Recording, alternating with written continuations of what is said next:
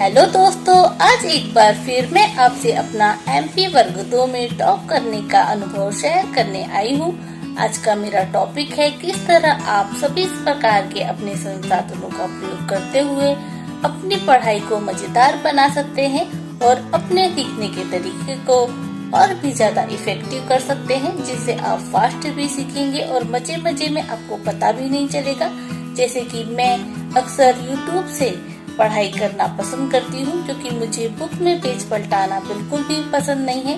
मुझे लगता है जितने में मैं बुक में पेज पलटाऊंगी, आंख गड़ा गड़ा के देखूंगी, उतने में तो मैं यूट्यूब से सीख सकती हूँ। उसमें मुझे सुनने को भी मिलता है, सामने वाला किसी टॉपिक को कवर करता है तो उसके बारे में हमें समझाता भी है खुद के दिमाग से। कुछ लोग आज भी लिख लिख कर प्रैक्टिस करते हैं, उनके लिए वही सही तरीका है। पहले वो सुनते हैं, देखते हैं, फिर लिखते हैं, फिर करके देखते हैं। करने का मतलब है प्रैक्टिस कर करके देखते हैं।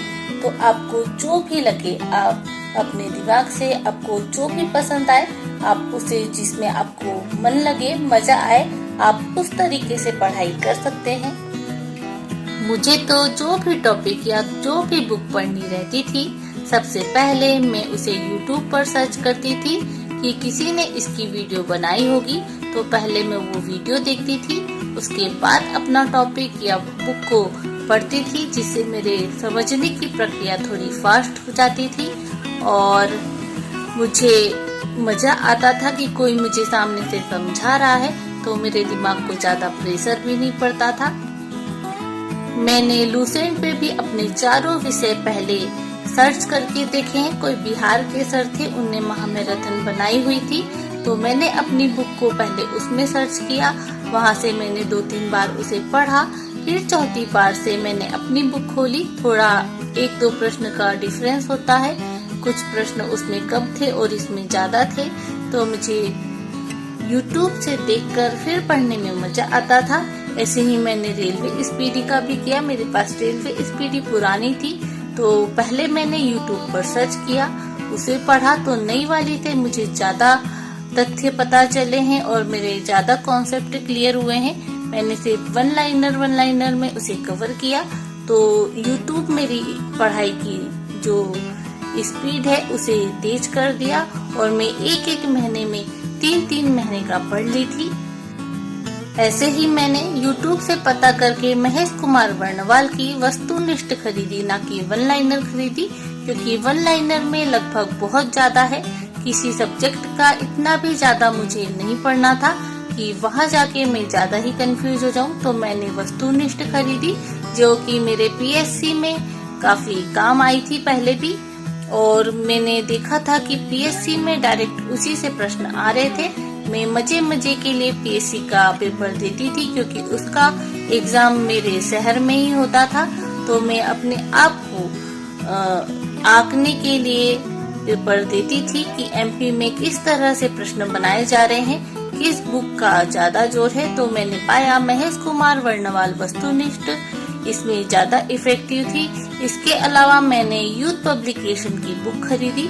इसका मुझे YouTube पर ज्यादा सोर्स नहीं मिल पाया था, लेकिन 10वीं तक की मैंने यूथ कंपटीशन की NCERT वस्तुनिष्ठ खरीदी और वो मुझे थोड़ी कठिन लगी, क्योंकि उसे मैंने YouTube पर नहीं देखा था, तो मैंने उसे इतना ज्यादा पढ़ भी नहीं पाई थी।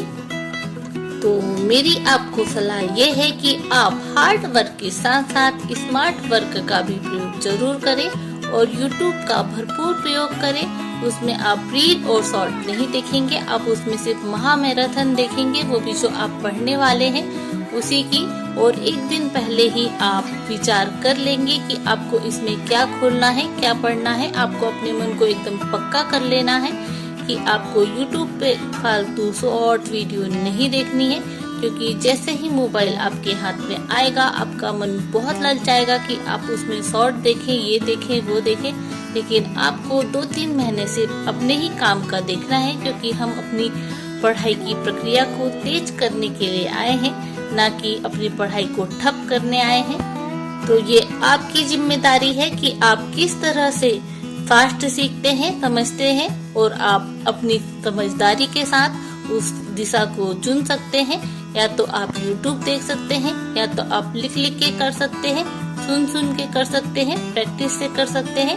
सारे ही तरीके बहुत अच्छे हैं, लेकिन बस बात इतनी है कि आपके लिए वो इफेक्टिव होना चाहिए, आपका सिलेक्शन पक्का होना चाहिए। आशा है आपको मेरी बात समझ आ रही होगी। ऐसे ही मेरे अनुभव का लाभ लेते रहने के लिए मेरे वीडियो को लाइक, चैनल को सब्सक्राइब जरूर करें। धन्यवाद।